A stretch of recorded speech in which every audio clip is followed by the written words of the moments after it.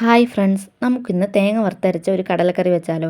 തലേ ദിവസം വെള്ളത്തിൽ കുതിർത്ത് വെച്ച കടല നന്നായി കഴുകി അതിലേക്ക് മഞ്ഞൾപ്പൊടി, ഗരം മസാല, ഉപ്പ് എന്നിവയോടൊപ്പം കുറച്ച് സവാളയും പച്ചമുളകും കൂടെ ചേർത്ത് ഒരു കുക്കറിലോട്ടങ്ങ് വേകാൻ വെക്കാം.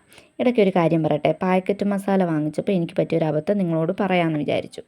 ദാ ഈ കാണുന്ന പാക്കറ്റല്ല, ഇതിന് മുമ്പ് വാങ്ങിച്ചപ്പോൾ എനിക്ക് ഈ പാക്കറ്റ് മസാലയിൽ കൂടുതലും ഈ ഉണങ്ങിയ ഇലയാണ് കിട്ടിയത് കേട്ടോ. ഒരു 50 രൂപയുടെ പാക്കറ്റ് 40 രൂപയോടോളം ഈ ഉണങ്ങിയ ഇലയാണ് കിട്ടിയത്.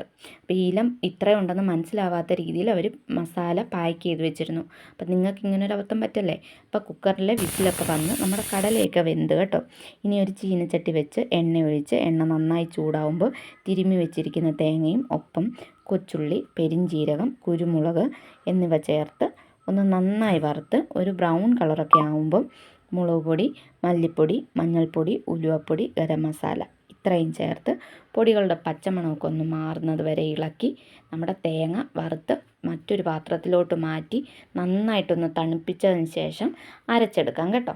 ഇനി ഈ തേങ്ങ വറുത്ത ചീനച്ചട്ടിയിലോട്ട് തന്നെ എണ്ണയൊഴിച്ച് അരിഞ്ഞു വെച്ചിരിക്കുന്ന തേങ്ങാക്കൊത്ത് ചേർത്ത് ഒന്ന് വറുത്ത് കടുക് പൊട്ടിച്ച് വറ്റൽമുളകും ചേർത്ത് അരിഞ്ഞു വെച്ചിരിക്കുന്ന കൊച്ചുള്ളി, പച്ചമുളക്, തക്കാളി എന്നിവ ചേർത്ത് നന്നായിട്ടൊന്ന് വഴറ്റിയതിന് ശേഷം അരച്ച് വെച്ചിരിക്കുന്ന അരപ്പ് ചേർത്ത് മുമ്പ് വേവിച്ച് വെച്ചിരിക്കുന്ന കടലയും ആ കടല വേവിച്ച വെള്ളവും കൂടെ ചേർത്ത് നന്നായിട്ട് ഇളക്കി തിളപ്പിച്ചെടുക്കുമ്പോൾ നമ്മുടെ കറി റെഡിയായി. അപ്പോൾ എൻ്റെ ഇന്നത്തെ വിശേഷം ഇത്രയേ ഉള്ളൂ.